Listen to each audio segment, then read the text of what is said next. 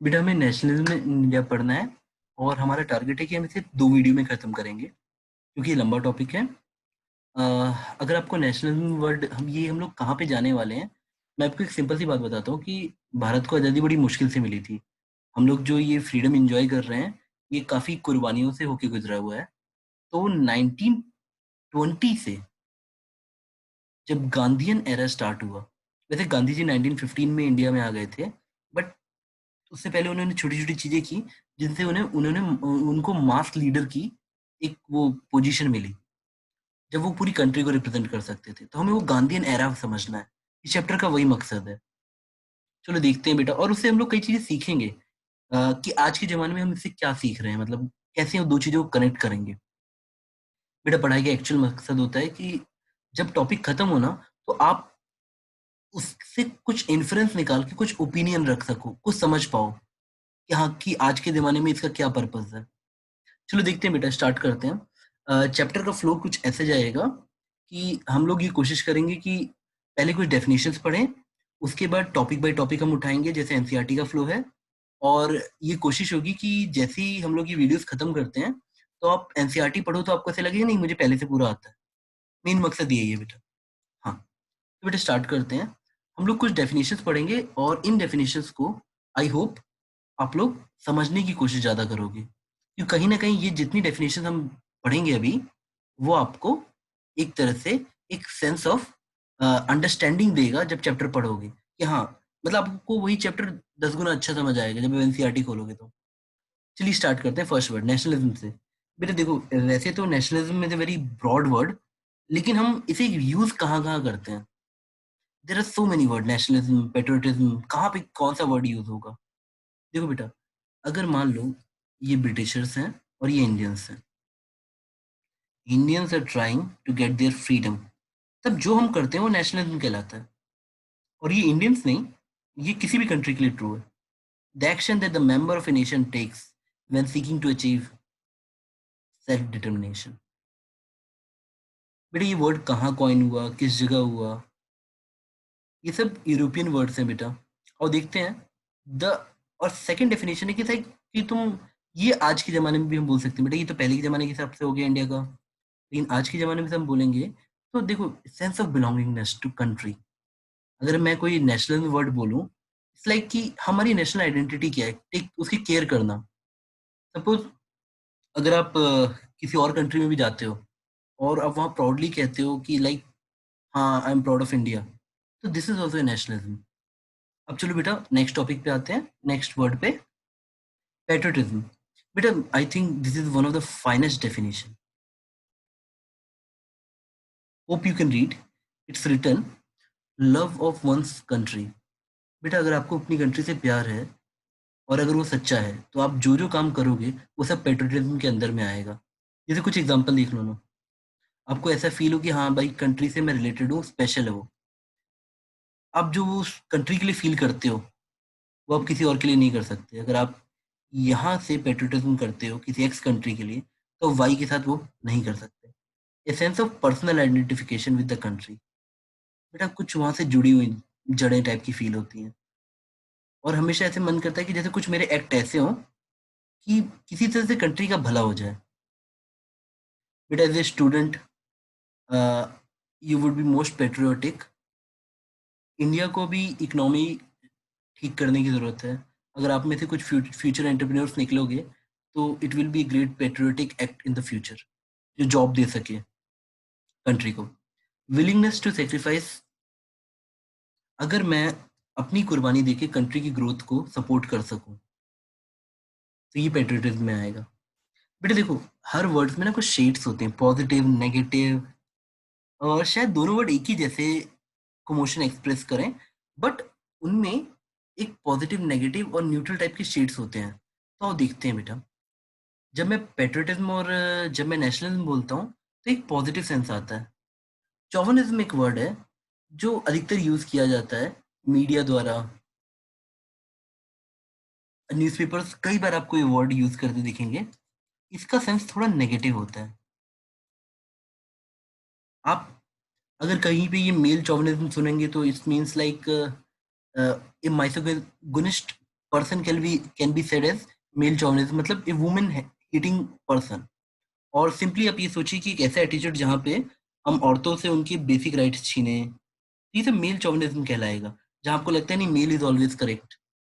उसके बाद अगर हम रीजनल चॉविनिज्म की बात करें, तो कई बार हम कंट्री वंट्री भूल के अपनी छोटी सी लोकेलिटी उन सब को वैल्यू ज्यादा दे देते हैं, इवन स्टेट को, कि like if you have to say कि भाई मैं किसको पिक करूंगा, अपने होम टाउन को या कंट्री को, it should always be country. But कई लोग उसमें रीजनल चॉविनिज्म डाल देते हैं। बेटा इसके बहुत सारे फॉर्म हो सकते हैं। If you are a person working in X city and you do not इनिट from the X city, suppose like आप यहाँ से हैदराबाद गए और हैदराबाद में आप जॉब कर रहे हो और वहाँ के लोकल्स ने आपको तंग किया, तो ये रीजनल चॉविनिज्म कहलाएगा अगर वो बिना बात के किया तो। And if you are wrong तो कुछ बन सकता है, लेकिन अगर आप सही हो फिर भी कोई आपको रीजनल वहाँ का लोकल ना होने की वजह से तंग करे, या आप इसको ऐसे भी देख सकते हो कि लाइक एक सेंस ऑफ सुपीरियरिटी रखना, कि लाइक डिफरेंस, बेटा अगर एक कंट्री है वी ऑल आर सेम, लेकिन आपने किसी को फेवरेटिज्म दिखाया बिना बात का जो आपकी सिटी का हो, तो वो भी बेटा रीजनल चॉविनिज्म में चला जाएगा। It's like it's a bad thing just. उसके बाद बेटा अगर मैं ब्लाइंड पेट्रियोटिज्म करूं, मतलब लाइक सपोज, अब अगर मैं एक इसका एग्जांपल दूं, तो बेटा आप मीडिया में कई बार अंधभक्त सुनते हो के वर्ड, वो वाली तरफ ये ले जाना चाहता है कि सपोज आपको कोई फर्क नहीं पड़ता कि गवर्नमेंट ने डिसीजन सही लिया या गलत लिया, यू आर ब्लाइंडली सपोर्टिंग, वो गवर्नमेंट नहीं होता बेटा। चलो मैं नेशन की बात कर रहा हूँ, यहाँ पे अगर हम ब्लाइंड पेट्रियोटिज्म की बात कर रहे हैं, तो यू फील लाइक कि वट एवर थिंग्स हैपन्स आप आंख बंद करके सपोर्ट करोगे। लाइक अगर आप पूरा मैटर भी नहीं सुनोगे उससे पहले गाली देना शुरू कर दोगे अगर आपको लग रहा है कि कोई चीज नेशन के अगेंस्ट में जा रही है। वो भी आपकी फीलिंग है, हो सकता है वो बिल्कुल गलत, मतलब कहीं ना कहीं चौविनिज्म आपको एक तरह से ऐसे बताता है कि लाइक अगर ये आया ब्लाइंड पेट्रियोटिज्म, तो आप बिना दिमाग लगाए आपने एक मीडिया में एक फेक न्यूज भी सुनी, आप उस पर बिलीव करके सीधे बैशिंग स्टार्ट कर दोगे किसी की भी। बेटा जिंगोइज्म पे आते हैं। जिंगोइज्म मतलब आप टोटल में समझ गए, स्टे अवे फ्रॉम चौविनिज्म, ये मेरा आपको मैसेज है। किसी भी टाइप की चौविनिज्म से बच के रहना बेटा। अब देखो आगे आते हैं। जिंगोइज्म, जिंगोइज्म में क्या होता है, जिंगोइज्म नेशनलिज्म का मिलिट्री वर्जन होता है या पेट्रियोटिज्म का। अगर आप जबरदस्ती के आप बगल वाले स्टेट पे, जैसे आप हमारी कंट्री मान लो ये है, और हम बगल वाले में जबरदस्ती का इतना एरिया एनक्रोच करना चाहते हैं कि भाई मुझे ये चाहिए, वो भी मिलिट्री के दम पे, तो ये जिंगोइज्म कहलाता है। देखिए तभी एक्सट्रीम चौविनिज्म टाइप का डिफाइन किया गया है, but it's belligerent, see fighting वाला टाइप का, बेलिजरेंट फॉरेन पॉलिसी। बेटा बॉयकॉट वर्ड अभी इस चैप्टर में बहुत बार आएगा। इट्स सिंपली अगर हम किसी एक्टिविटी से या पीपल से मना कर दे, जैसे आपने अभी सुना होगा कि बैन द चाइनीज प्रोडक्ट, एक तरह से बॉयकॉट है। बॉयकॉट इज सिंपली बेटा कि हम मना कर दें कि हम उसको यूज ही नहीं करेंगे, the total refusal to deal and associate with people और सम एक्टिविटीज लाइक। अभी हम इस चैप्टर में देखेंगे इसका पर्पस क्या है, how Gandhi ji use this activity for national movement. बेटा सत्याग्रह गांधी जी का हथियार था, और इसमें उन्हें दो चीजें थी उनके पास, ट्रुथ एंड नॉन वायलेंस। अगर आप इस वर्ड पे, बेटा हम सारे बेसिक एक ही सेम लैंग्वेज के ओरिजिन से हैं, संस्कृत से, तो अगर हम इस पे ध्यान से दें, संस्कृत में सत्याग्रह को ट्रुथ इंसिस्टेंस, मतलब अगर आप सत्य पे टिके रहो दैट इज सत्याग्रह। और इसमें ना अगर हम लोग पूरी आम आदमी को शामिल कर लें, तब हम इसे सत्याग्रह, मतलब जो कि गांधी जी ने एक तरह से टर्म इंट्रोड्यूस किया, इसका सिंपल सा मतलब था अगर हम मास के थ्रू खूब ज्यादा लोगों की तरफ से बिना हिंसा किए प्रोटेस्ट करें, इट्स लाइक पीसफुल प्रोटेस्ट। अगर यहाँ पे आपके ब्रिटिशर्स हैं या ऑपरेशर्स हैं और हम पीसफुल प्रोटेस्ट करें, तो गांधी जी ने इसको सत्याग्रह टर्म बोला। देखिए बेटा, फोर्स रिक्रूटमेंट में क्या था, बिना आपकी मर्जी के आपको डिफेंस में जाना पड़े, ऐसा सोचो। इट्स लाइक जबरदस्ती आपको भेजो।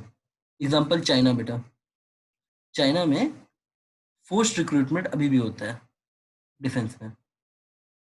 प्रोसेशन पे आते हैं बेटा। बेटा वैसे इसका रेलिवेंस यहाँ पे फोर्स रिक्रूटमेंट का था। बेटा हमने वॉर ना, जो फर्स्ट वर्ल्ड वॉर हुई थी, इसमें हमारे कई सैनिक ऐसे भी गए थे इंडिया से जो ब्रिटिशर्स को रिप्रेजेंट कर रहे थे और जो अपनी मर्जी से नहीं गए थे, उनको जबरदस्ती भेजा गया था।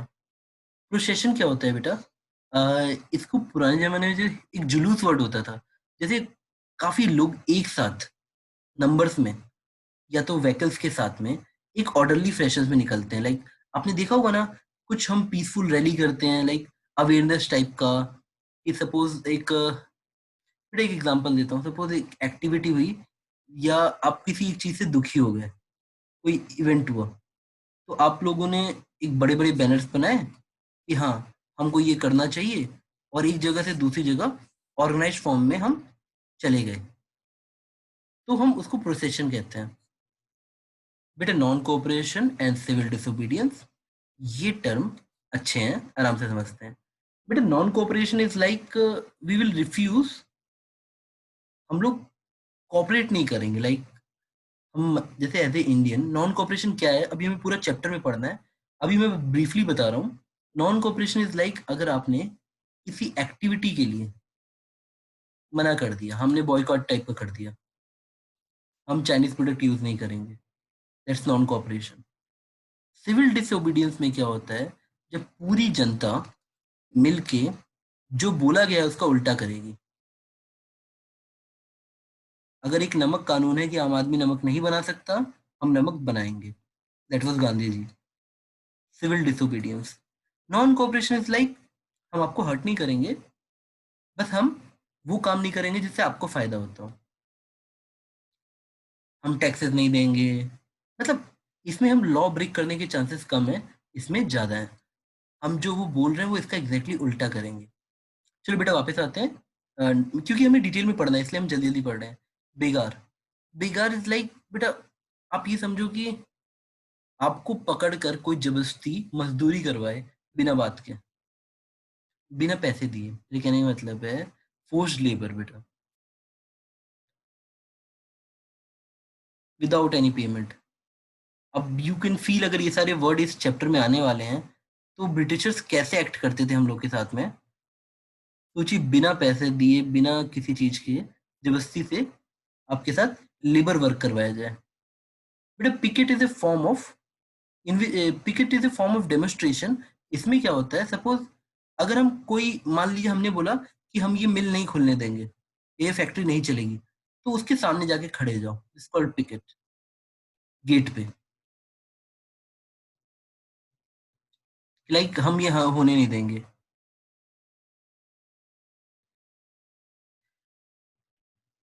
बेटा एक टर्म इसमें बार बार आएगा, सेपरेट इलेक्टोरेट।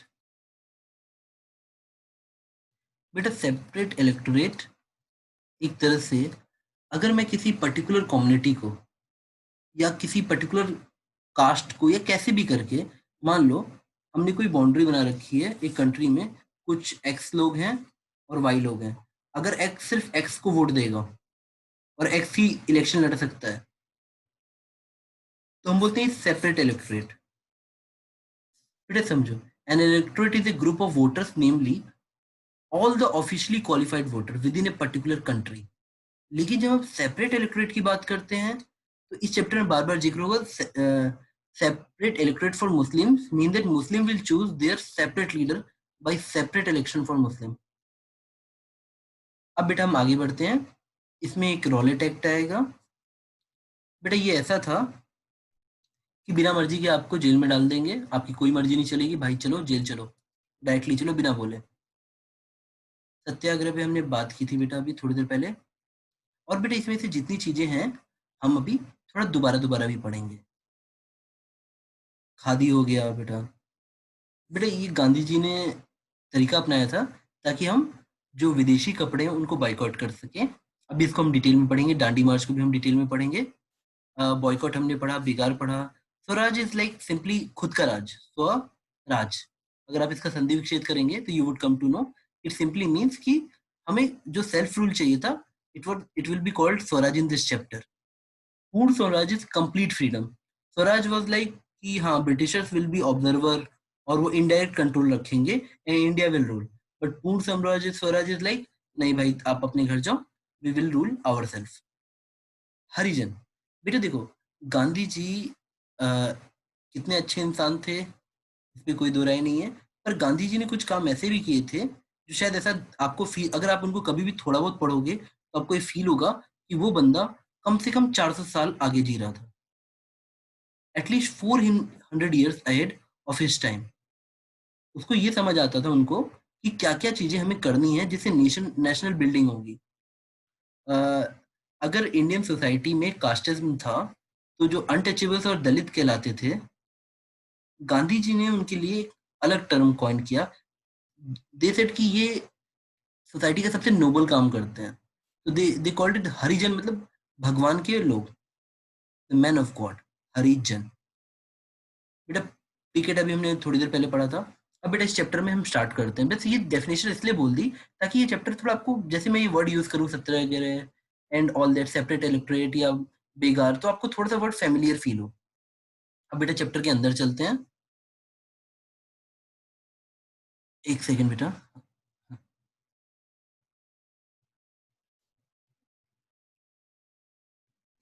बेटा देखो, हमें नेशनलिज्म कहाँ से कहाँ पढ़ना है।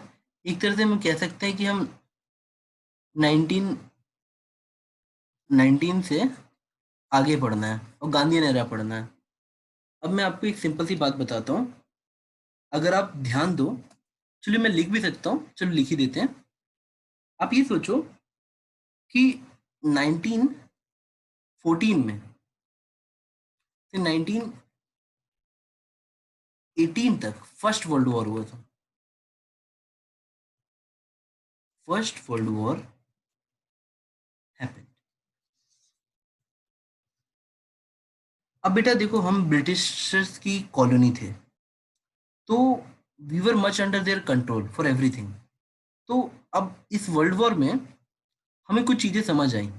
एज ए इंडियन, हमारा धीरे धीरे थोड़े से पढ़ा लिखी कम्युनिटी डेवलप हो रही थी। दे कुड एनालाइज एंड से कि Britishers depend on us in many form. World war के लिए जो सोल्जर्स भी चाहिए थे ना बेटा, वो फोर्स सोल्जर्स थे जो इंडिया से पकड़ के गए थे, जो ब्रिटिशर्स के लिए फाइट करते थे। तो देवर, मतलब so much dependent on us in that period, still they were ruling us. बेटा नेशनलिज्म राइज क्यों हुआ, मैं एग्जांपल समझाता हूँ बेटा। पोस्ट वॉर इकोनॉमिक हार्डशिप, अगर कभी वॉर होती है ना बेटा तो उसका खर्चा होता है। हर जंग अपने साथ खूब सारा जन धन की हानि लेकर आती है। बेटा जन की हानि तो हमारी हुई हुई, धन की जितनी भी हानि हुई, गवर्नमेंट ने आफ्टर वर्ल्ड वॉर सारी एक्टिविटी ऐसे की कि वो और मनी ड्रेन कर सके इंडिया से। बेटा चलो मैं ऐसे समझाता हूँ कि आप ऐसा सोचो कि उस समय एक आदमी थे दादा भाई नौरोजी। इन्होंने पूरी किताब लिखी थी इस पे, drain of wealth from India. कैसे ब्रिटिशर्स की हर एक पॉलिसी, चाहे वो कम्युनिकेशन हो, ट्रेन बनाने से लेकर जो भी चीजें उन्होंने इंडिया में की, टी प्लांटेशन से लेकर जो भी चीजें की, वो एक तरह से इंडिया को पैसे उससे लूटने के लिए की। एक भी पॉलिसी ऐसे नहीं की जिसमें हम ये कह सके हाँ वो रीजनल डेवलपमेंट चाहते थे। सारी की सारी policy well explained by Dadabhai Naoroji as drain of wealth.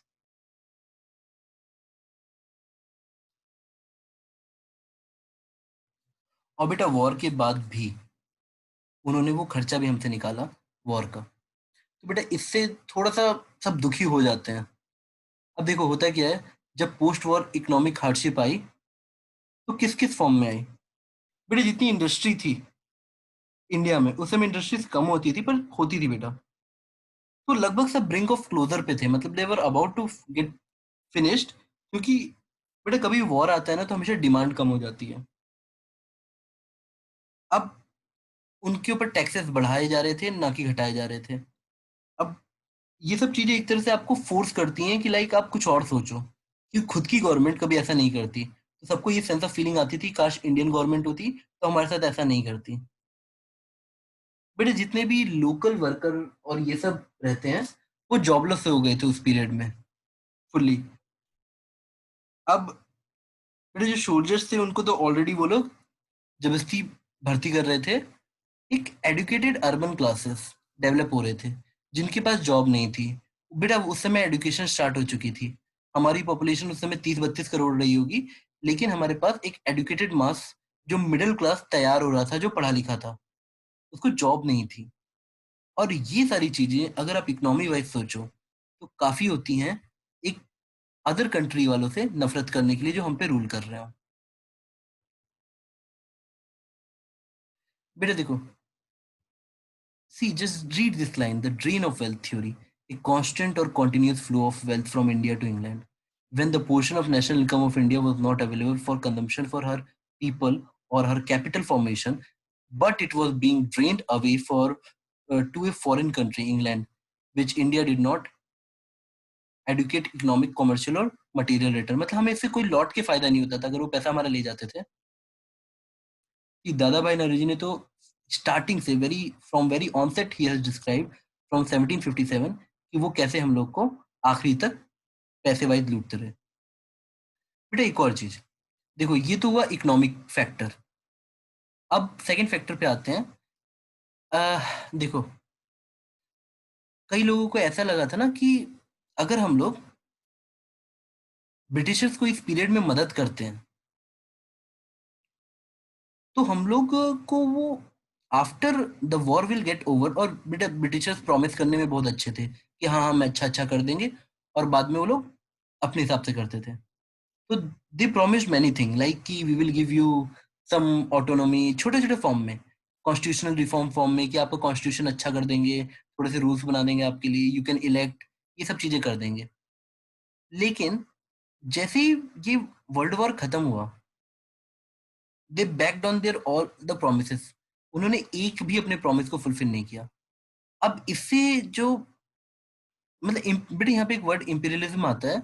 अगर कोई कंट्रीज खूब सारी कॉलोनीज बनाना चाहती है, दूसरों को रूल करना चाहती है, तो उसको इंपीरियलिज्म कहते हैं। मतलब like कि वो कंट्रीज जैसे British were as we can say that they were imperialism type of country. मतलब उनका काम एक दूसरी कंट्रीज पे रूल करना था। अब बेटे देखो, एक सिंपल सी बात बताता हूँ, एग्जाम्पल देके समझाता हूँ। जब वॉर हो रही थी ना, तो दो साइड थी। और कमाल की बात है कि दोनों की ही कॉलोनीज थी। C1 and C2 कॉलोनीज वाले थे। एक्स और वाई में वॉर हो रही थी और दोनों की कॉलोनीज थी। और और दोनों ही ने वॉर के बाद अपनी कॉलोनीज को ऐसे बांटा और ऐसे बिहेव किया कि जैसे वो कॉलोनीज कोई कमोडिटी टाइप की हो, जिसको ये लोग शेयर करें कैसे कैसे आपस में ये लोग डिवाइड करेंगे। और जबकि इन्होंने कितने सारे प्रॉमिस किए थे, even the war will over, दोनों साइड ने, कि हम लोग सारी कॉलोनीज को फ्री कर देंगे ताकि वो कॉलोनीज उनको सपोर्ट करें। बेटा इस बीच में उन्होंने एक पेरिस में पीस कॉन्फ्रेंस किया था, दोनों साइड ने मिलके। और उस पेरिस पीस कॉन्फ्रेंस का जैसे ही रिजल्ट आया, सबको समझ आ गया कि बेटा ये पेरिस पीस कॉन्फ्रेंस यहाँ दोनों पार्टीज के मतलब साथ में हुआ था जो वर्ल्ड वॉर लड़ रही थी। अब बेटा उसी समय लोगों को समझ आ गया था कि जैसे इसका रिजल्ट आया कि भाई इन लोगों को हमको कुछ देना ही नहीं है, स्वराज या ये सब चीजें तो फालतू बातें, इन लोगों के लिए कोई मतलब नहीं है। We won't get our share of independence. और मतलब सब बेटा रिफॉर्म्स भी बहुत जरूरी थे, नॉट फुल इंडिपेंडेंस। उस समय हमको यही पे बेटा उस जगह जाके सोचोगे ना तो आपको ऐसा फील होगा थोड़ी सी बेहतर हो जाए कंडीशन। तो उन लोगों को लगता था कि चलो थोड़ा सा बेटर हो जाए कंडीशन, तो वो उसके लिए फाइट कर रहे थे किसी तरह कि चलो अंग्रेजों को अभी सपोर्ट कर देते हैं, बाद में सब अच्छा हो जाएगा। After war they will feel कि हाँ हम लोगों ने कितनी मदद की। बट नथिंग हैपेंड बेटा आफ्टर द वॉर। बेटा ये थोड़ा सा इंपॉर्टेंट है। आम जनता पढ़ रही थी।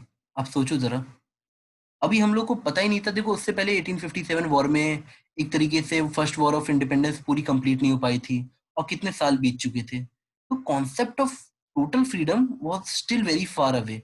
अभी तो हमें वो नेशनलिज्म की फीलिंग लेनी थी। नेशनलिज्म वर्ड कॉइन हो रहा था, कैसे इंडिया की आइडेंटिटी बनी। टोटल जो अभी हम लोग बात करते हैं, जिसमें हम प्राउड फील करते हैं, टोटल टोटल टोटल उस टाइप का। बेटा देखो, रशिया में जारों के शासन को बोल्शेविक पार्टी वो लोगों ने बिल्कुल उखाड़ के फेंक दिया अक्टूबर रेवोल्यूशन में। और इसने पूरे वर्ल्ड में एक क्रांति सी फैला दी कि आम जनता चाहे तो ऑर्गेनाइज्ड और प्लान्ड वे में, अगर डिटरमिन्ड है होकर, वो किसी भी, अगर टायरेंट टाइप का कोई पर्सन है जो रूल कर रहा है, उसको रातों रात उखाड़ सकती है अपनी जगह से। और इसने आम जनता में एक, बेटा ये न्यूज़पेपर्स में छपा, हर जगह फैला, तो एक तरह से लोगों को यकीन हुआ कि ऐसा हो सकता है। तो इससे भी एक नेशनल की फीलिंग आई कि चलो, अगर in if possible in Russia, why not India. बेटा इवन जैसे ही ये लेनिन की ये लोग पावर में आए थे, तो इन्होंने चाइना को, ये बाकी जगह को अपनी कॉलोनी बना के रखा था, उन्होंने छोड़ दिया कि हमें नहीं चाहिए। कॉलोनीज जहां जहां बनाई थी एशिया में, वहां से हट गए। तो एक बड़ा पॉजिटिव मैसेज गया कि चलो, अगर कोई मतलब कोई किसी जगह पे अगर हम टायरेंट्स को हटाते हैं या इन सबको हटाते हैं, तो आम जनता काफी राइज कर सकती है। अब बेटा होता है वही है कि बेटा हम लोग एक पूरी पिक्चर समझने की कोशिश कर रहे हैं, ये सब हुआ क्यों, नेशनलिज्म आया कहाँ से इंडिया में। हम लोग बड़े परेशान थे बेटा, अगर आप वो जगह जाके ऐसे सोचोगे ना कि nothing was going in our favour, everything was like कि वो हमें सिर्फ यूज कर रहे थे एक तरीके से, और हम बस दिन गिन रहे थे कितनी जल्दी हमारे टाइम कटे और हम फ्रीडम ले पाए, और वो हमको दूर दूर करते जा रहे थे। बस एक, बेटा पुराने जमाने में अपने कैरेट और स्टिक की स्टोरी सुनी होगी कि किसी को आपसे काम कराना हो तो एक कैरेट रखता है, आप इधर खड़े हो, वो बुलाता है कि आओ आओ आओ, आप कैरेट खाने जाते हो, वो स्टिक से मारता है। मतलब carrot is just a symbol की पास आओ, एक जेस्चर है आपको पास बुलाने का, और स्टिक आपकी पिटाई करने का। तो आप टोटली कंफ्यूज रहोगे कि बंदा अच्छा है कि खराब है। आप सोच रहे हो अच्छा है क्योंकि वो कैरेट दिखा रहा है, और वो स्टिक से फिर आपकी पिटाई कर देगा। आप मतलब एक तरह से कैरेट स्टिक पॉलिसी कंट्रोल करने के लिए यूज की जाती है किसी को। बेटा जैसे ही वर्ल्ड वॉर खत्म हुई, दे कम विथ रॉलेट एक्ट, एक गवर्नमेंट ऑफ इंडिया एक्ट 1919 आया था। इसको देख के ना हम लोग को लगा मॉन्टेगू चेम्सफोर्ड रिफॉर्म्स। बेटा मैं ऐसे बताता हूँ, जैसे वर्ल्ड वॉर खत्म हुआ तो हमें ये एक रिफॉर्म आया 1919 में, और ये गवर्नमेंट ऑफ इंडिया एक्ट आया जीओआई। इससे हमें एक उम्मीदें जगी। बेटा अभी हम इसको थोड़ा सा और डिटेल में पढ़ सकते हैं, लेकिन इससे हमें एक उम्मीदें जगी, that was carrot, this thing and Montagu Chelmsford reform और कैरेट, इसमें कुछ अच्छी चीजें दिखी थोड़ी बहुत। लेकिन उसके तुरंत बाद रॉलेट एक्ट का आना बहुत स्टिक। ब्रिटिशर्स showed us कि like who is the boss after Rowlatt act. But आप एक जरा फील करना बात को, ब्रिटिशर्स ने जो बेसिक अपने यहाँ पे लिबर्टी की डेफिनेशन रखी थी ना, उसमें हैबियस कॉर्पस बोला था कि आपका आपके शरीर पे अधिकार होता है, कोई भी जबरदस्ती आपको डिटेंशन में नहीं डाल सकता बिना आपकी मर्जी के। आप मतलब एक तरह से कि you have some personal right on your body, कोई आपको जबरदस्ती पकड़ के जेल में नहीं डाल सकता। और ये फाउंडिंग प्रिंसिपल था सिविल लिबर्टीज का इन ब्रिटेन में। और इंडिया में इन्होंने इसको बिल्कुल दरकिनार करते हुए रॉलेट एक्ट पास किया, जो ये कह रहा था कि हम किसी को भी किसी भी समय विदाउट ट्रायल जेल में डाल सकते हैं। तो एक तरह से जो फैसिलिटी आप अपनी कंट्री में दे रहे हो, उससे इंडिया को कोसों दूर रख रहे हो। और इन्होंने ऐसा इसलिए किया कि अगर कोई भी टाइप का, किसी भी टाइप का कोई भी विरोध होता है, तो उसे तुरंत कुचला जा सके। अब यहीं से बेटा चीजें थोड़ी सी ऊपर उठी। अब चलो बेटा हम नेक्स्ट पॉइंट पे आते हैं। बेटा अगर आपको समझ आया तो अब तक हमने जर्नी कितनी की है। हम लोगों ने जर्नी की है कि फैक्टर्स क्या क्या थे, इकोनॉमिक फैक्टर थे बेटा, और सेकंड फैक्टर आप बोल दो थोड़े से सोशल तरीके से हम लोग मतलब हम लोग पढ़े लिखे हो जा रहे थे, तो कॉमन जो मैन था वो थोड़ा पढ़ा लिखा हो गया था, और उसके बाद जॉब्स नहीं थी। बेटा इसके पीछे ना थोड़ा सा सोशल और रिलीजियस रिफॉर्म्स भी थे, कि हम लोग की जो कम्युनिटीज हैं वहाँ पे रिफॉर्म्स हो रहे थे, लोकल लेवल पे भी लोकल हीरोज, लोकल लीडर्स खड़े हो रहे थे, जैसे बाल गंगाधर तिलक, मतलब बहुत सारे बेटा लोग ऐसे खड़े हो रहे थे जो हमें लोकल लेवल पे कुछ सिखा रहे थे कि क्या हमें करना चाहिए। लाला हरदयाल, ऐसे बहुत सारे छोटे मतलब लोग थे जो हमको समझा रहे थे कि करना क्या है। और नेशनलिज्म की एक फीलिंग आ रही थी। बेटा पता है, अगर ना आपको समझ आ जाता है कि आपका दुश्मन कौन है, तो वो चीज़ आपको यूनाइट कर देती है। तो उस समय यही हो रहा था। We were waiting for a single opportunity, कि कुछ ऐसा हो जाए जो कंट्री यूनाइट हो जाए। बस कुछ ऐसा हो जाए जिससे कंट्री यूनाइट हो जाए। और बेटा ठीक वही हुआ। And the chapter begins here, called emergence of Gandhi ji. Let's see what Gandhi ji did. बेटा गांधी जी की स्टोरी थोड़ी सी ऐसी है कि आपको ऐसा सोचना पड़ेगा कि जैसे यहाँ पे साउथ अफ्रीका है, यहाँ पे इंडिया है। हमको पहले ये पिक्चर समझनी पड़ेगी साउथ अफ्रीका में क्या हुआ। बेटा आप ऐसे सोचो कि गांधी जी वहां पे थे, और वो जिस जिस तरीके से, जो आप लोग पढ़ते हो ना कि इंडिया में जैसा उन्होंने किया, या सुनते हो किसी से, गांधी जी ने सारे प्रिंसिपल पहले साउथ अफ्रीका पे लगाए थे। सारे के सारे प्रिंसिपल बेटा। अगर आप ऐसा समझना चाहोगे, लाइक मैं कुछ एग्जांपल देता हूँ बेटा। जैसे साउथ अफ्रीका में उन्होंने एक नीटल इंडियन कांग्रेस बनाई, और एक न्यूज़पेपर टाइप का भी निकाला, इंडियन ओपिनियन। अब बेटा इन दोनों का मकसद ये था कि वहाँ के लोकल जो इंडियन, बेटा पता है उस समय में भी हमारे जो साउथ इंडिया है वहाँ से काफी लोग वहाँ पे लेबर की जॉब करने या अदर अदर टाइप की जॉब्स करने जाते थे। साउथ अफ्रीका में इंडियन पॉपुलेशन बहुत ज्यादा थी, वर्किंग पॉपुलेशन। तो उनकी जितनी भी राइट्स थे वो ब्रिटिशर्स ने सारे ले लिए थे। इंडियन मैरिज को बोल दिया था कि वो वैलिड ही नहीं है। बेटा इवन कि आप ऐसा सोचो ना कि आपको अगर ये बोला जाए कि आपको अगर इंडिया भी जाना है तो माइग्रेशन पे बैन है।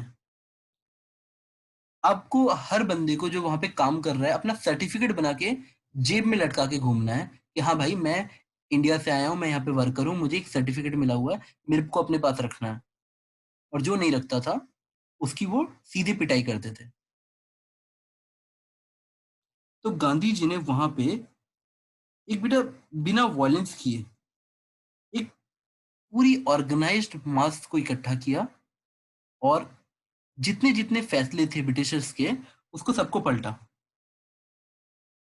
सारी चीज के लिए जो रजिस्ट्रेशन सर्टिफिकेट थे उनके खिलाफ सत्याग्रह किया। He campaigned against the restriction on Indian migration. अगर आपको इंडियन माइग्रेशन पे रिस्ट्रिक्शन मतलब वो लगा के रखी थी, उसके अगेंस्ट में किया। बट यहाँ से न्यूज़पेपर में छपते छपते गांधी जी वहां पे एक लोकल हीरो से, मतलब वो इंडियन ही थे, बट वहां पे लोकल हीरो वाली इमेज उनकी इतनी बढ़ चुकी थी कि वो इंडिया तक न्यूज आई। Some weak old man is there, वो विदाउट फाइटिंग अपने सारे मीन्स पूरे करवा लेता है। और एट द एंड यहाँ पे जब गांधी जी ने सत्याग्रह किया तो इन्होंने सारी बातें मनवाई अंग्रेजों से, सिर्फ पीसफुल प्रोटेस्ट से, सारी की सारी बातें। अब बेटा यहाँ तक न्यूज आ रही थी। उस समय हमारे सबसे बड़े लीडर थे बाल गंगाधर तिलक। 1908 में से 1914 में वो जेल में थे बेटा। और वो उस समय की इंडिया के सबसे बड़े नेशनल फिगर थे।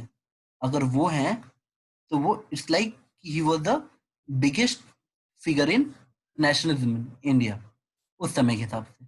लेकिन बाल गंगाधर तिलक ने ये जो जेल का पीरियड काटा, उस चक्कर में वो थोड़े से बीमार हो गए। तो जब तक वो निकले तो उनकी हेल्थ इतनी डाउन हो चुकी थी कि वो उस जर्नी को कंटिन्यू नहीं कर पाए जो उससे पहले वो या 1908 तक कर रहे थे। He emerge as a national figure, जो उस समय सबसे बड़ा था।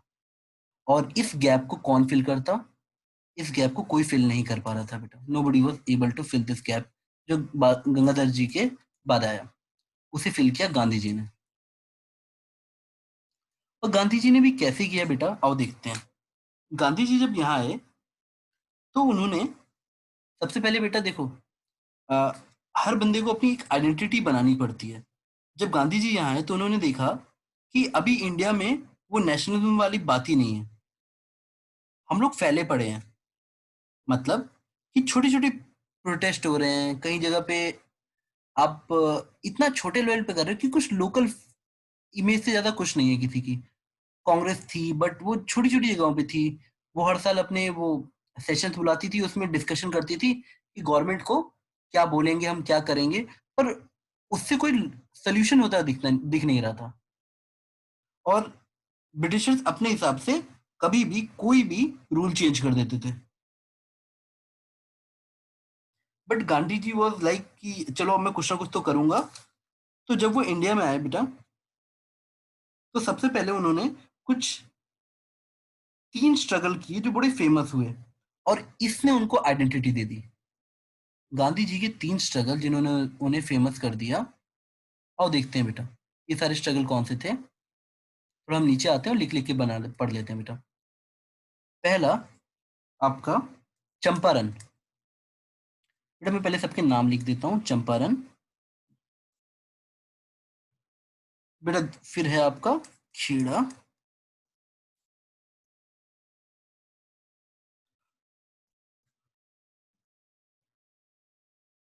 बेटा सॉरी, सेकंड था आपका अहमदाबाद। अहमदाबाद मिल स्ट्राइक। स्ट्राइक। और उसके बाद खेड़ा। बेटा अब देखते हैं। बेटा एक राजकुमार शुक्ला जी थे जिन्होंने गांधी जी को इनवाइट किया। बेटा उस समय सब सारी कम्युनिकेशन न्यूज़पेपर के थ्रू होती थी। Newspaper were the only way to know कि वर्ल्ड में क्या चल रहा है, what is happening around you. तो राजकुमार शुक्ला जी ने गांधी जी से प्रभावित होकर उनको बुलाया, और it started the first civil disobedience. Like, और वहाँ प्रॉब्लम क्या थी देखो। चंपारण बिहार में एक जगह है। बेटा देखो, पहले आप लोग शायद इस वर्ड को जानते हो। इंडिगो कलर तो आप जानते होगे। अभी इंडिगो जो, बेटा आप लोग जैसे जो व्हाइट शर्ट्स होती है ना, उनको थोड़ा वाइट कलर देने के लिए एक ब्लू कलर का आप ऐड करते हो। जैसे उजाला आता है ना, उजाला नाम रहता है। नील वर्ड कई बार वर्ड यूज होता है। तो इंडिगो ऐड होता है टू मेक क्लोथ वाइट। अब इसकी खेती वो इंडियन से जबरदस्ती करवाते थे ब्रिटिशर्स कि चलो खेती करो इंडिगो की। वो भी 3/20। बेटा ये बड़ा पोर्शन है आपके लैंड का। थर्ड पार्ट आउट ऑफ 20 ये इस पे हमसे खेती करवाते थे। तो चंपारण में राजकुमार शुक्ला जी के इनविटेशन पे गांधी जी पहुंचे और उन्होंने विरोध किया। और ये सिस्टम बेटा 3 तकिया सिस्टम कहलाता था। अगर आप इसको 3 वर्ड को पकड़ पाओ।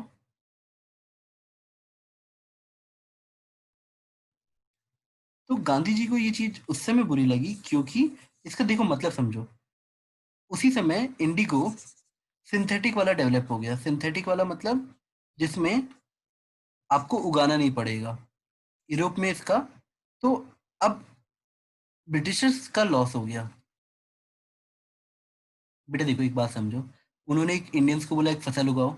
वो फसल बिकने ही नहीं जा रही थी। तो उन्होंने अपने हिसाब से इंडियंस पे जो लॉस उनका हुआ है वो इंडियन से निकालने की कोशिश की। बेटा फिर जैसे ही गांधी जी वहां पहुंचे, सिविल डिसोबीडियंस स्टार्ट किया। पैसिव रेजिस्टेंस बेटा, एक एक्टिव रेजिस्टेंस होता है जिसमें आप हिंसा करते हो। एक पैसिव रेजिस्टेंस होता है जिसमें आप चुपचाप बैठ के बोलते हो कि बात गलत है। ही शोड पैसिव रेजिस्टेंस और सिविल डिसोबीडियंस। अब बेटा ये चीज इतनी नई थी इंडिया के लिए, और हर आम आदमी कनेक्ट हो गया। बेटा उनकी एक आवाज पे पूरा का पूरा बिहार इकट्ठा हो गया। He was the only man who could make, जैसे एक पुराने जमाने की स्टोरी होती है ना कि एक बैग बैग पाइपर वो फ्लूट बजाते हुए जा रहा है, पूरे सारे चूहे उसके पीछे पीछे चले जा रहे हैं। तो बेटा Gandhi ji had something magical in his words. वो आम जनता से कनेक्ट करते थे, सिंपल बातें बोलते थे।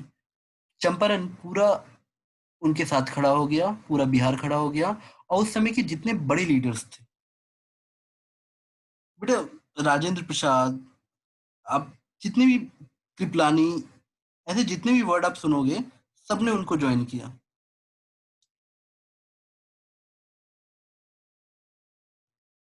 बेटा फाइनली जितनी गांधी जी ने बात मनवानी थी मनवा ली।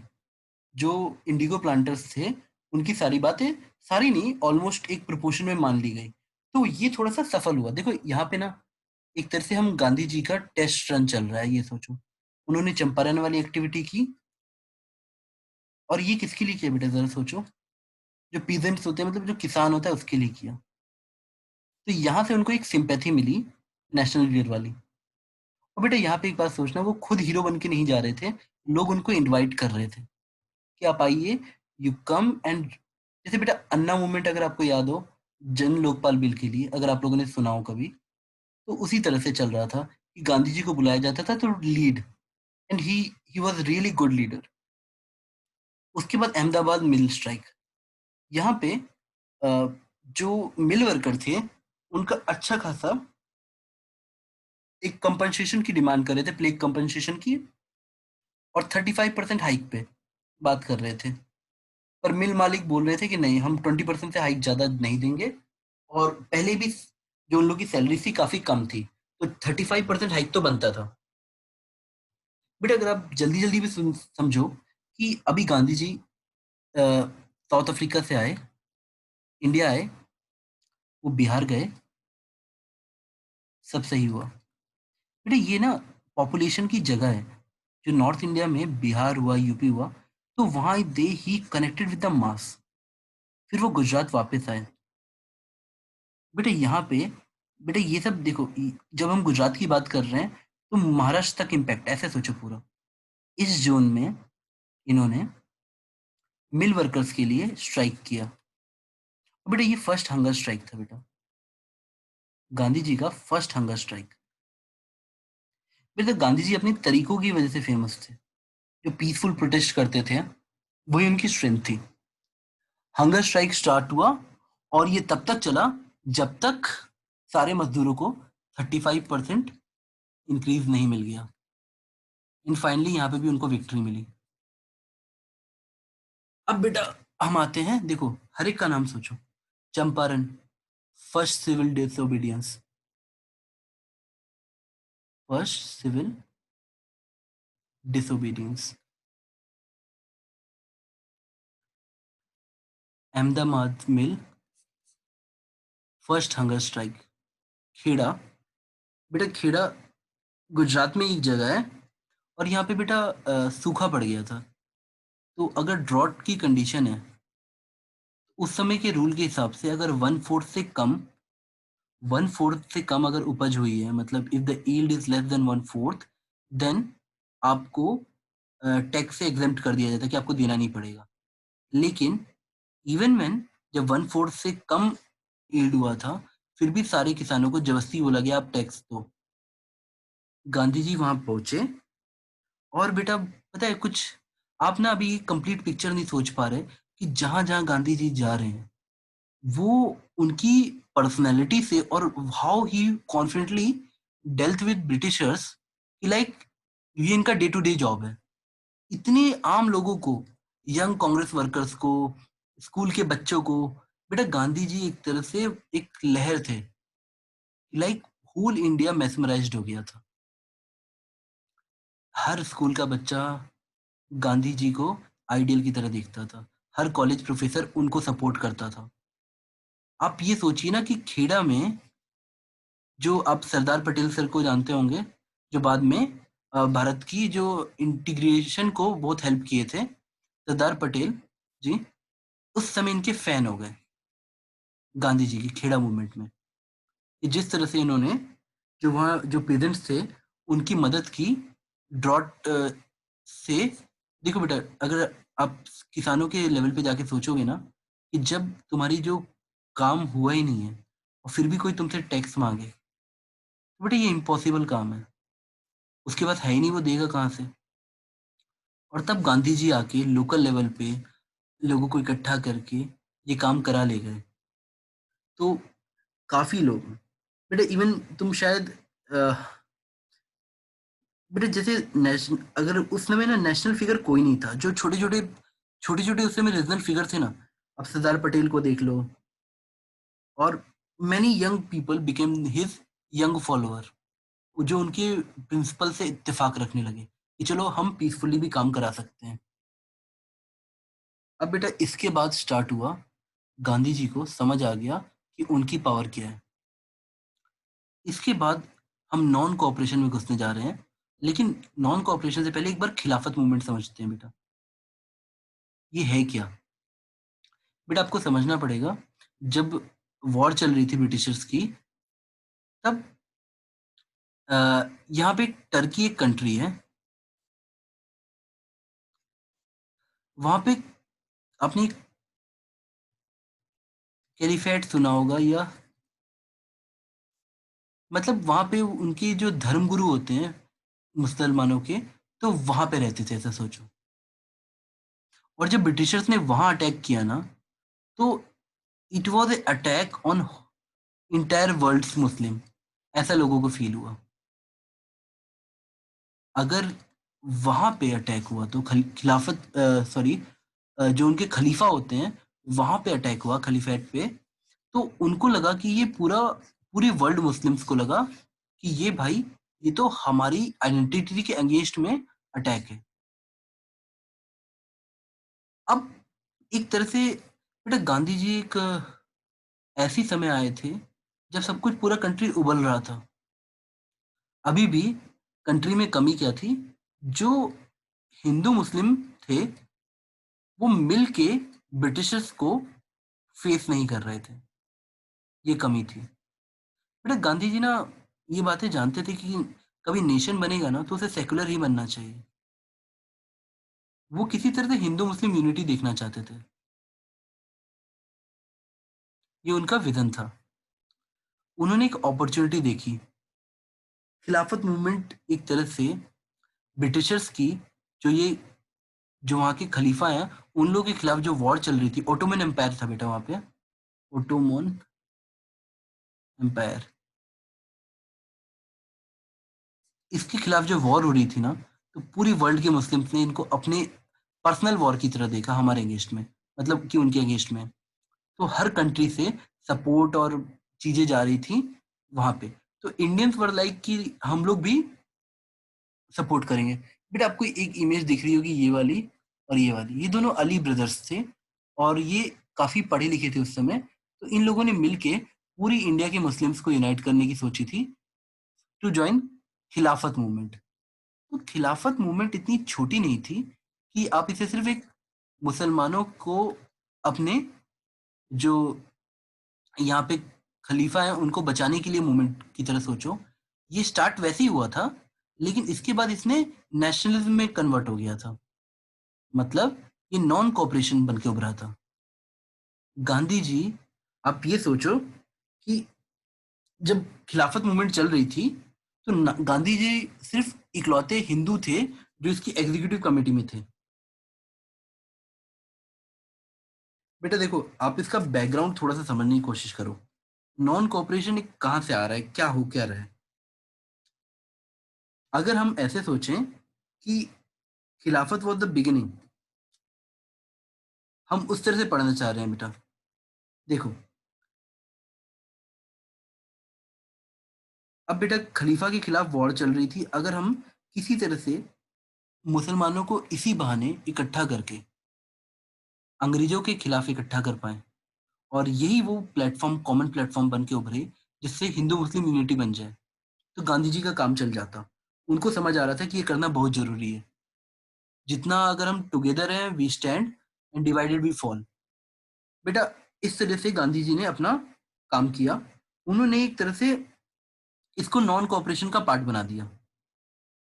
एंड उन लोगों ने बेटा घूम घूम के 80,000, 80,000 people they included in this, मुसलमानों 80,000 मुसलमान इकट्ठा किए जो पढ़े लिखे उस समय थे। और मतलब बेटा पढ़े लिखे नहीं, सॉरी, 80,000 मुसलमानों को इकट्ठा किया जो इसमें मदद करने को तैयार थे, ब्रिटिशर्स के खिलाफ पीसफुली। बेटा इसने ना नॉन कोऑपरेशन को पुश किया। हम उस जगह जा रहे थे बेटा। नॉन कोऑपरेशन का मतलब क्या है? एक सिंपल समझो कि हम हर चीज के लिए मना कर दें, कि हम आपके बनाए वस्त्र नहीं पहनेंगे, हम आपके टैक्स नहीं देंगे। मतलब जो भी चीज गवर्नमेंट कर रही है, आप सीधे ना कर दो कि हमें ये नहीं करना, हम आपके रूल नहीं मानना चाहते।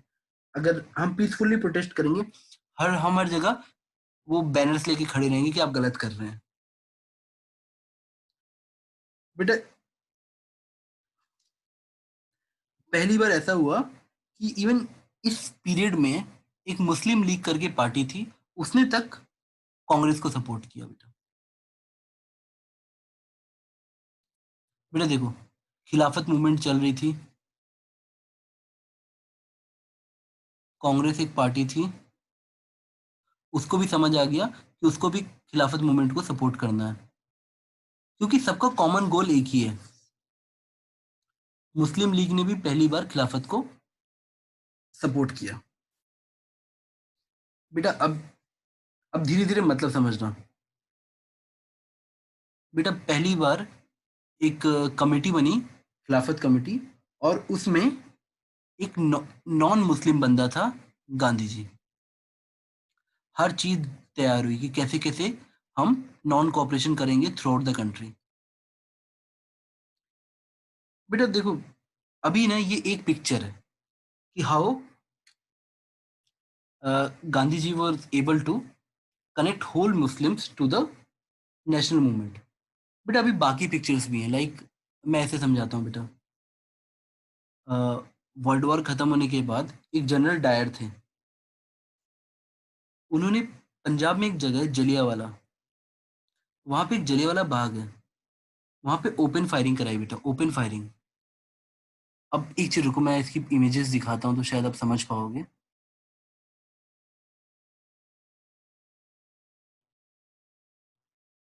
बेटा मैं एक सेकेंड आता हूँ। देखो बेटा, आप थोड़ा सा यहाँ देख लो, खिलाफत मूवमेंट, आई होप आपको थोड़ी सी पिक्चर समझ आई हो। खिलाफत मूवमेंट एक तरह से नॉन कॉपरेशन मूवमेंट था बेटा। AIIMS of the movement, surrender all the titles and government post. आप देखो इसका मतलब क्या है। अगर गवर्नमेंट ने किसी को सर की उपाधि दी है, मतलब ब्रिटिशर्स ने, तो वो उपाधि लौटा दी गई। जितने भी फॉरेन आर्टिकल्स, मतलब यहाँ सामान है, सारे लौटा दिए गए। बेटा देखो, अगर आप सारी चीजें पढ़ पाओ, न्याय पंचायत बनाए गए। न्याय पंचायत बस लाइक लोकल लेवल पे फैसले होने के लिए। कम्युनल हार्मनी, यूज ऑफ स्वदेशी आर्टिकल्स, जैसे अभी भी हम बोल रहे हैं बेटा, मेक इन इंडिया। बेटा हमारे पास स्कूल्स नहीं थे प्रॉपर, नेशनल स्कूल बने। बेटा उसी जमाने के स्कूल्स को ना हम लोग आज भी अच्छे तरह से ग्रो करवा पा रहे हैं। बेटा गांधी जी ने वो जो हरिजन वर्ड वाला यूज करके end of untouchability in caste system चाहा था, जो अगर अच्छी तरह से लग जाता तो इंडियन सोसाइटी पूरी इवन हो चुकी थी। और बेटा एक, हम लोग देखो, गांधी जी एक विजन के साथ काम कर रहे थे। ही वांटेड कि कहीं पे भी कोई भी झगड़ा हुए बिना हमें आज़ादी मिल जाए, जो काफी मुश्किल था। बट उनका ये मकसद था कि हम लोग ब्रिटिशर्स पे या आउटसाइडर्स पे डिपेंड ना करें, हम अपनी इंडस्ट्रीज खुद बनाएं। अब बेटा सत्याग्रह के दो एलिमेंट थे, जैसे मैंने आपको पहले ही बताया, ट्रूथ एंड नॉन वायलेंस। बेटा देखो, ही वॉज लाइक कि हमको कहीं पे भी कुछ रॉन्ग नहीं करना है, हमको आज़ादी बिल्कुल शांति से चाहिए, बिना झगड़ा किए। अब बेटा मैं थोड़ा तुम्हें इमेजेस दिखाता हूँ, आप इमेजेस पे ध्यान दीजिएगा। This is the image of Jallianwala Bagh. बेटा ये एक तरह से समझो कि जितने गेट हैं उतने पे ब्रिटिश सोल्जर्स खड़े हैं, और उन्होंने ओपन फायर करवा दिया वहां के लोगों पे जो पीसफुली प्रोटेस्ट कर रहे थे। अब बेटा अगर आप इस चीज को समझ पाओ कि जलियांवाला बाग एक एक तरह से ना हमारी जो लिमिट होती है उसको पुश कर दिया था। जो इंडियंस की लिमिट थी ना, कि हम कितना झेल सकते हैं, कितना बर्दाश्त करने की ताकत है, ये जो ओपन फायरिंग कराई गई बेटा। अच्छा चलो मैं आपको एक ट्रू स्टोरी की तरह बताता हूँ। I have been to this park. ये है आज के जमाने में ये पार्क कैसा दिखता है। बेटा जनरल डायर ने ओपन फायरिंग कराई बेटा, ओपन फायरिंग, बिना ये सोचे कि कॉन्सिक्वेंस क्या होंगे, कितने लोग मारे जाएंगे।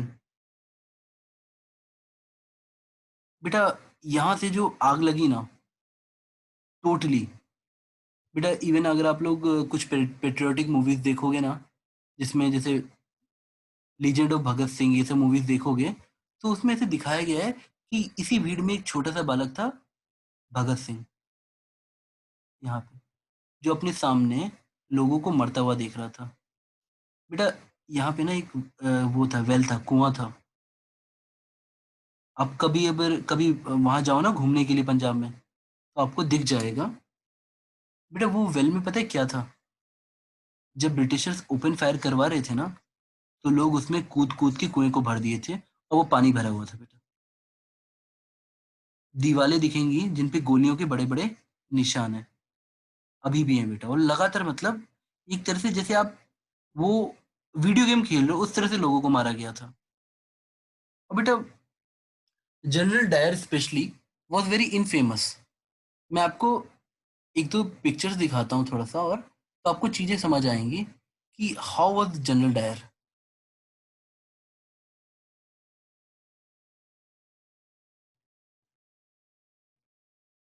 बेटा एक सेकंड रुक जाओ, मैं यहाँ से दिखा देता हूँ एनसीईआरटी से।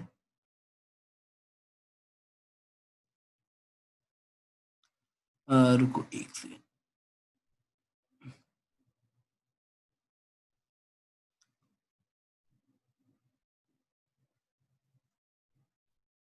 बेटा just try to see this picture NCERT में, ये क्या कहना चाहती है आपसे। एक सेकंड एक सेकंड एक सेकंड, यहाँ पे है, सॉरी। C this picture. बेटा ये क्रॉलिंग ऑर्डर्स पता है क्या होते हैं। They thought, General Dyer thought कि इंडियन इंसान नहीं है, अगर उनको कोई बात मनवानी है तो लंबी लंबी गलियों में वो इंडियंस के साथ में उनको रेंग के चलने के लिए बोलते थे कि आप रेंग के चलो। बेटा आप जरा इमेजिन करना कि किसी बंदे की सेल्फ रिस्पेक्ट कितनी बचेगी, या उसे कितना दबाव महसूस होगा अगर आपको गलियों के बीच में ये बोला जाए कि जाओ क्रॉल करके जाओ, चार पाँव पे जाओ, आपको ये याद दिलाया जाए कि आप जानवर हो, आप इंसान नहीं हो। और ये आप अगर ध्यान से, ये इमेज क्लियर नहीं है, एक ब्रिटिश सोल्जर है जो किसी इंडियन सोल्जर को, ध्यान से देखते हैं बेटा, एक ब्रिटिश सोल्जर है जो इंडियन सोल्जर के ऊपर कुछ लात या कुछ रखा हुआ है बेटा, कि चलो क्रॉल करो।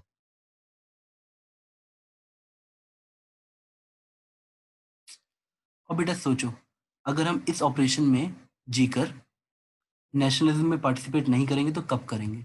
और वही हुआ, खिलाफत मूवमेंट की वजह से नॉन कोऑपरेशन काफी बढ़ गया। उसके बाद हम इसका मकसद समझे, जलियांवाला बाग कांड के बाद भी ये चीजें काफी पिक्चर में आई। बट एक तरह से हम लोग, we were on the brink of like, हमारी जितनी सहन शक्ति थी वो पूरी भर चुकी थी कि भाई हम इससे ज्यादा बर्दाश्त नहीं कर सकते। और हुआ यही कि जलियांवाला बाग के कांड के बाद नॉन कोऑपरेशन एक आग की तरह फैल गया। अब पूरी कंट्री गांधी जी के साथ खड़ी थी, पूरी की पूरी कंट्री। अब हमको ये लग रहा था कि एक डेढ़ साल और चलेगा ये सब, उसके बाद ब्रिटिश हैव टू गो। बेटा सोचो, जो काम लोग लड़ लड़ के नहीं करवा पाए थे, गांधी जी ने सिर्फ चुपचाप पीसफुल प्रोटेस्ट से वो काम करा दिया था। हर चीज में कोई कॉपरेशन नहीं, ब्रिटिशर्स को टैक्स भी नहीं मिलेगा, कुछ भी नहीं मिलेगा बेटा। तो वो रूल कैसे करेंगे बिना पैसे के। अब प्रॉब्लम कहाँ से आना शुरू हुई। बेटा देखो, हर ना जो एक तरह से जो प्रोटेस्ट होता है ना, अगर वो फुल्ली ऑर्गेनाइज ना हो तो कमजोर हो जाता है। It was not fully organised. जो प्रोटेस्ट था वो फुल्ली ऑर्गेनाइज नहीं था बेटा। गांधी जी एक नेशनल इमेज तो बन गए थे, but it couldn't be like कि वो चारों तरफ फैला रहे। बेटा चलो मैं ऐसे समझाता हूँ। आप ये सोचो कि एक तरह से हमारे पास प्रॉब्लम ये थी कि पूरी कंट्री में प्लान्ड वे में हम नॉन कॉपरेशन को लागू नहीं कर पा रहे थे, फिर भी काफी हद तक लागू हुआ था। दूसरी प्रॉब्लम क्या थी, मतलब बेटा हर प्रोटेस्ट के कुछ दिन होते हैं। अब देखो ना, अन्ना मूवमेंट कितना अच्छा चल रहा था जन लोकपाल बिल पे, फिर अचानक से खत्म हो गया, लोग थक जाते हैं। तो इसलिए कुछ कांस्टेंट रिफ्यूलिंग चाहिए होता है। एक और रीजन था। बेटा हुआ क्या कि जैसे ही, बेटा आपका ना पहले खिलाफत मूवमेंट में बोलता हूँ। 1922 में जो टर्की के अंदर एक मुस्तफा कमाल पाशा, वो रूलिंग में आ गए और उन्होंने वहां के जो सुल्तान थे ना उसको हटा दिया, और Turkey became a secular state. जो खलीफा थे उस पोस्ट को अलग कर दिया गया। उन्होंने बोला religion and country should not be mixed. तो जितनी पूरी वर्ल्ड की पॉपुलेशन फाइट कर रही थी ब्रिटिशर्स से, वो मैटर ही खत्म हो गया। जो खिलाफत का बेसिक्स था ना, कि लाइक टर्की में उनके वो खलीफा बचे रहे, तो उनको एक तरह से पॉलिटिकल पावर सारी छीन ली गई और खलीफत को बचा के रखा गया कि रखो जाओ, अपना साइड हटो, और सारी की सारी पावर उनको दे दी गई, जो ब्रिटिश के साथ मिलकर मुस्तफा कमाल पाशा को, और एक तरीके से पूरा यूरोपियन कल्चर लागू कर दिया गया वहां पे। डेमोक्रेसी टाइप की आ गई बेटा वहां पे। अब प्रॉब्लम ये आई कि जो जितने मुसलमानों को ये बोल के बोला गया था कि चलो पार्टिसिपेट करो, your religion is in danger, उनका नॉन कॉपरेशन से थोड़ा सा भरोसा उठ गया। बेटा बाल गंगाधर तिलक और काफी लोगों ने स्टार्टिंग में मना किया था कि इस ग्राउंड पे हमको नहीं हिंदू मुस्लिम यूनिटी करनी चाहिए, कि जब मैटर आउटसाइड का हो, जब आजादी की बात है तो आजादी के नाम पे लड़ना चाहिए था। बट फिर भी Gandhi ji saw it as a, and Congress also saw it as a way of uniting Hindu Muslim. और बेटा इसका इफेक्ट हुआ, हिंदू मुस्लिम यूनाइट हुए थे उसके बाद। अब इसके देखो एक फेलियर की वजह हम लोगों ने क्या गिनाई बेटा, वो ओटोमन एम्पायर खत्म हो गया जहां पे वॉर हो रही थी। अब टर्की एक फ्री स्टेट हो गया, जहां पे खलीफात को अलग कर दिया गया, मतलब उसको रिलीजन बॉडी को अलग कर दिया गया। तो किसी को उस पर हार्म नहीं लगा पूरे वर्ल्ड में। वो चीज सबको पीसफुल कर दी, जितने मुसलमान अपनी अपनी जगह पे एजिटेशन कर रहे थे उनको थोड़ा पीस मिल गया कि चलो अब वो डेंजर में नहीं है। उसके बाद एक एनर्जी चाहिए होती है बेटा, एक मोमेंटम को कंटिन्यू रखने के लिए एनर्जी चाहिए होती है, वो नहीं मिल रही थी। और बेटा इतनी सारी चीजों के बाद बेटा देखो, एक सिंपल सी बात, तो गांधी जी थे, बाकी सब लोग गांधी जी नहीं थे। जहां से मैं बिलोंग करता हूँ गोरखपुर, वहां पे एक जगह है चौरी चौरा, छोटा सा एरिया है। वहां पे लोग पीसफुल प्रोटेस्ट कर रहे थे और पुलिस वालों ने वहां पे गोलियां चला दी। तो गांधी जी का एक स्टार्टिंग से स्टैंड था कि वॉयलेंस हमारी साइड से नहीं होगा, वरना जो हम करना चाहते हैं हम उस चीज को अ, शायद नहीं कर पाए। मतलब क्योंकि देखो बेटा मेन मैसेज वही था, पीसफुल प्रोटेस्ट, बिना लड़े आजादी लेनी थी। गांधी जी ने जैसे ही वो चीज एक तरह से लोगों को याद करवा दी, समझा दी हर सेंस में। पर बेटा हर बंदा गांधी जी नहीं होता है। चौरी चौरा में बेटा आप ये देखो कि एक तरीके से रुको मैं ऐसे समझाता हूँ बेटा। आम जनता पे जिन्होंने कुछ गलती नहीं की थी, जिनके पास कोई हथियार नहीं थे, ओपन फायरिंग की गई, आम जनता मरी, काफी लोग मरे बेटा। बेटा मैं ये समझता हूँ कि गांधी जी की जब रिस्पेक्ट करते हैं, पर जिसके भाई और खानदान के लोग मरेंगे ना बेटा, वो थोड़े दिनों के लिए भूल जाएगा क्या चल रहा है इंडिया में, क्या चल रहा है। उसने उन लोगों की पूरी कम्युनिटी ने पूरी भीड़ इकट्ठा की, और वहां पे पुलिस चौकी में जिंदा जला दिए लोग जाके। भी काफी लोग, मतलब 8-10 लोगों को जिंदा जला दिया, जो जो ओपन फायरिंग में शामिल थे सबको। बेटा एक तरीके से गांधी जी को बड़ा सदमा लगा, क्योंकि उनको लगा कि इस हिंसा के लिए वो जिम्मेदार है, he is responsible for the this type of activities. उनको ये चीज, मतलब उनको ऐसा लगता था कि कोई मेरी जान भी ले ले, बट हमारी तरफ से हिंसा नहीं होनी चाहिए। तो बेटा देखो ये काफी डिफिकल्ट था to sustain such a large scale movement for a longer time. अब गांधी जी के मन में फियर जा चुका था कि नॉन कॉपरेशन थोड़े दिन और चला तो वायलेंट हो जाएगा, क्योंकि जो पीसफुल प्रोटेस्ट था वो अपनी मैक्सिमम पहुंच चुका था। मतलब बेटा देखो एक उनको ये ऐसा दिख रहा था कि पीसफुल प्रोटेस्ट अपना मैक्सिमा जा चुका है, अगर अब नेक्स्ट मैक्सिमा आएगा तो वायलेंस से आएगा। And he was very fearful कि कहीं वायलेंस से ना आए। इसलिए उन्होंने पर्सनली बेटा मूवमेंट वापस ले लिया, कि ही सेड कि I am taking back non